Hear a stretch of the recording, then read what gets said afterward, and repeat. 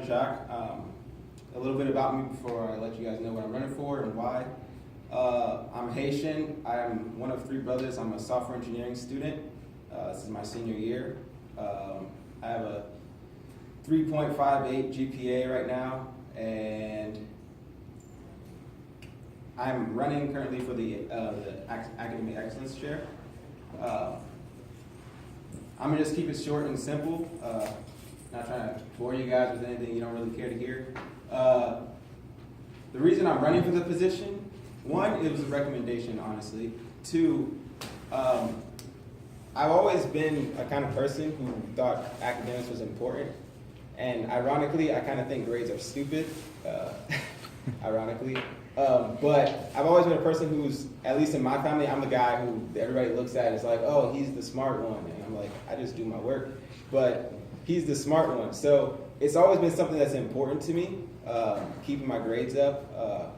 And because I know that, not just because just to have the grade, but outside, people looking in, even though it's not necessarily a real gauge of how smart you are, of what you actually know, people look at that first, and that's like the first impression. So I'm kind of passionate about that, and I think you guys should pick me because of my, I guess, lifelong career. Not career, but I guess I'm not career in school, but you get what I'm saying. My lifelong drive to do the best I can in my academics and education. I've also, I believe also, honestly, whoever's running for AEX should at least have a 3.0 GPA, because it's just a position where you're kind of there representing the academics of an organization. So if you're not academically performing very well, I mean, it's kind of a bad show of what you really stand for. And let's see, also, I have a couple ideas. These aren't entirely my ideas. I'm not gonna steal somebody's credit for things that could help to improve the academic excellence program. One of which is one of the previous 3 generations down. Ethan, who was at the little thing from last semester, I forget what it's called, the panel. Yeah. I talked to him about it, and he was the old AEX chair, and he said that something that he really liked and would have liked to have had was something like a workshop or something that you could use to help engineering students with the FE exam, because he thought it was something that's so important. I being a software engineer, we don't really have to deal with that, but I know how important it is for electrical, mechanical, all you guys. It's a really big thing for you guys. It's really kind of helps you put your foot in the door. And also the possibility of, now this isn't really kind of my job, this would be more like PCI, but having sort of more reach outs to the middle schools or high schools about grades and why they're important, because to a certain point, grades are important, but afterwards they're kind of useless. Like if you think about it, once you get into college, that now you have a new set, and this set is for, I guess, getting a job, and then after you get a job, that doesn't matter anymore. So I think we could do a better job of kind of putting that into the minds of the youth. And yeah, if you guys have any questions, wonder why I should be in this position, I guess I know what I'm doing. I know what the title entails, but yeah, my name's Jaques.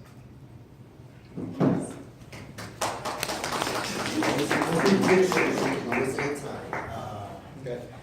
Can you recite the NSB mission, and what does it mean to you?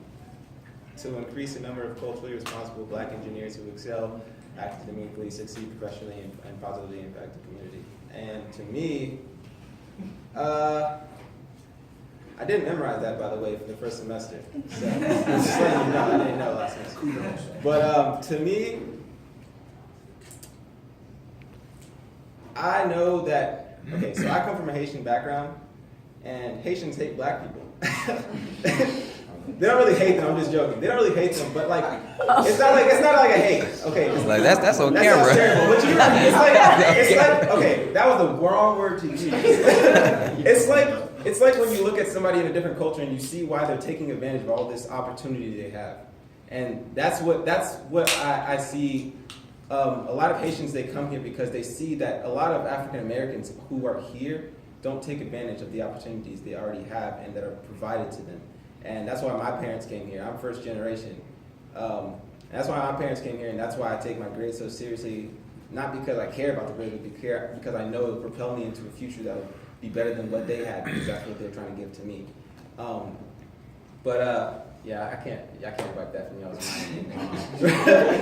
It's okay. Her face is stuck. Hey, that's real though. Yeah, it's real. And I mean, I guess I kind of strayed a little bit from the last part of your question, but what it means to me is that I think that where African Americans are in this country, at least in their mind when it comes to excelling and propelling themselves forward, is not where we should be. It's not where the forefathers, the people who kind of led us into the opportunities we have here, we're kind of imagining where we should be, and we're kind of slacking. And we can whine and complain about this and that. The man is trying to get at me, but in the end, it's up to you to do what you got to do to get to where you got to be. So that's what it means to me. Anybody else got any questions? Okay, I'm just trying to make sure I understand. Okay, so you said that academics aren't more important than basically getting more out of education than the grades? What I'm saying about academics, okay, it feels like I'm like going against myself right now, but I'm saying that academics, when you think of academics, first thing that comes to mind is letter grade. I mean, I got a GPA. Woohoo.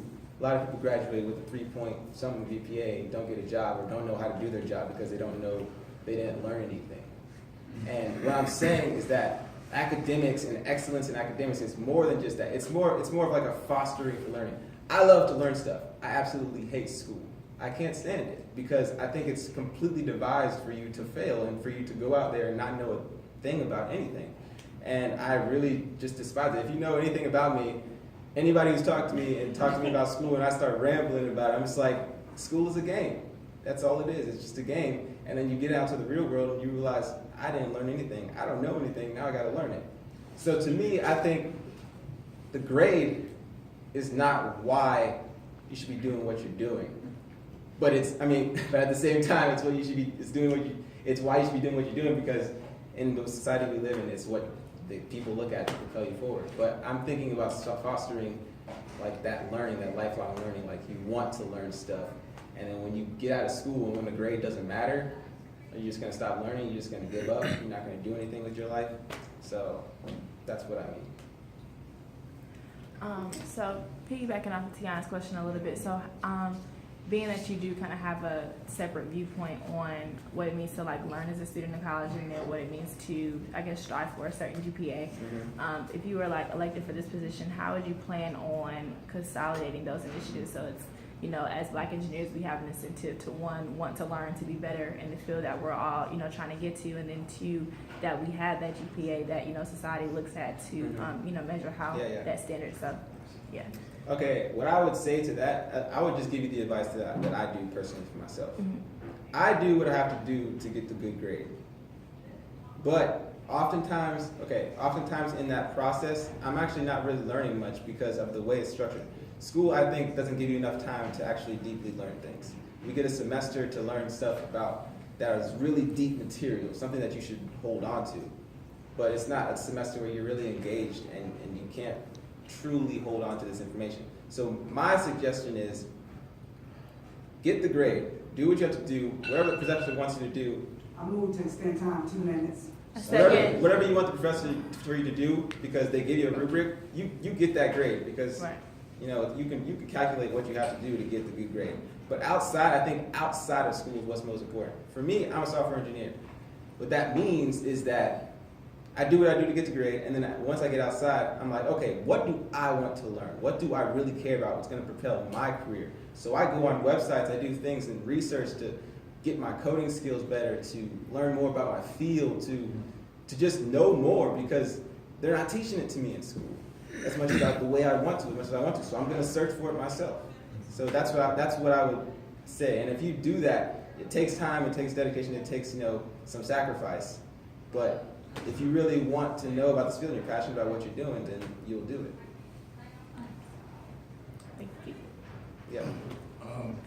So I've been the academic excellence chair prior in the past, and one main issue that we had is pretty much getting people to come to study sessions if you do plan on continuing to do that. So do you have any ideas or plans? And I came in late, you may have already said what you think you're gonna do. But if you haven't, what ideas or plans do you have as far as getting more people to come to study sessions? I'm actually kind of glad you asked that question because that's one thing I thought about before. That was actually one of my goals. I forgot to mention it in my little speech, but I think I've been to, last semester I went to several of the study sessions, and to be honest, I don't have an idea right now, a specific, I don't have a specific idea, I haven't thought of one, but I don't think they're engaging enough in my opinion, because I go there, I've been there, Ben's always there, just chilling in the corner, you don't even see him in the room till you walk in, but Ben's always there, and he's oftentimes one of the only people that are in there, and I know it's on us sometimes, to actually want to go, but at the same time, I just think it's not as engaging. That's the best I can give you right now. I don't think it's as engaging enough because that's a perfect opportunity for people inside of the in NSB to just get to know each other better and to, I guess chill and hang out and learn and stuff together. But it's just something about it is not engaging. I don't have the answer honestly right now. I've been thinking about it, but I'm not sure yet how to solve it. But it's not something I'm not thinking about. That was a double negative. So if you are academics excellence chair next semester, how do you plan to get more people coming to study hall? How do you plan to get them more engaged? Well, first I would think it's not my job, but who was it? The telecommunication word I can't say. We need to advertise a little bit more. We do blurb in the group meet, but nobody ever looks at the group meet sometimes, and then when they do, they're always breaking all the rules. But I'm sorry. Okay, but we need to first let everybody hear it first. If they don't hear it, then they're not going to come. So first we need to do that. And second, when people get there, I think we should have, let's just say this. I was asked when I was talking to the older chair people, they were like, oh, are you good at any subjects I was like to help somebody out with? I think we should have, I guess, I don't know if anybody wants to do it. I mean, because it would be like adding another position, but people who are there just to kind of help out, if they can, in something okay, here's a good thing, like a survey of people who are in the same class or taking the same subject, who have taken a subject that people are taking right now, so that people could come there knowing, okay, there will be help for me for this there. Because oftentimes I went there just to study for myself, because I usually study as a loner. But if you know you're going somewhere and there's people who will help you with something that maybe they've already done or they're doing right now, because oftentimes it's hard to find people who's taking the same subjects as you or who have taken the same subject as you. So I think a survey, I just came up with that on top of my head, by the way, but I just thought of that right now, a survey of everybody in NSB, what you're taking, you know what I'm saying? And if you would like to, collaborate with people who are taking the same classes or have taken the class before, so they can help you. Because I know every semester I try to seek out the people who have taken the classes that I've taken. And I'm just like, hey, yo, can you hook me up with how this professor taught this and how this professor did that? Because these professors are crazy sometimes. They just throw stuff at you, and you can get hit with a curveball even if you're doing the best you can. So I think doing something like that would be helpful. Is that all? I just had a quick comment, not really a question. Okay. I was going to say that with being an academic excellence chair, you can have yourself a committee. In that committee, you can probably have folks who want to help, be tutors and things like that. But I know you were kind of saying you can make that kind of be a new position. You can still be the academic excellence chair and just have a committee of folks who can kind of help you in the study sessions, depending on how dependable you think they are and if they can actually help you. tutor or Yeah. help those out. The more I think about it though, for that tutoring thing, at least at the size that we are right now, I don't think that would be too practical, because I don't think it would be consistent. And it's not good to start something you're not gonna be consistent at, because then it gets sloppy. And usually when it gets sloppy, then, you know, it has a bad rep. So I wouldn't want to start it unless I knew that we had enough people or we had the resources to make it consistent, because I don't like starting something that I can't keep doing, because otherwise it's gonna just fall apart. So, yeah. You move forward. Move for an additional 4 minutes. Second. Second. Wait, for this? Yeah. Um, Okay. so, I have a question. I gotta, okay, go ahead.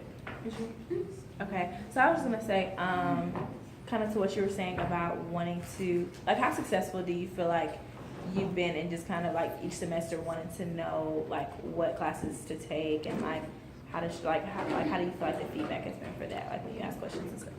I feel like I'm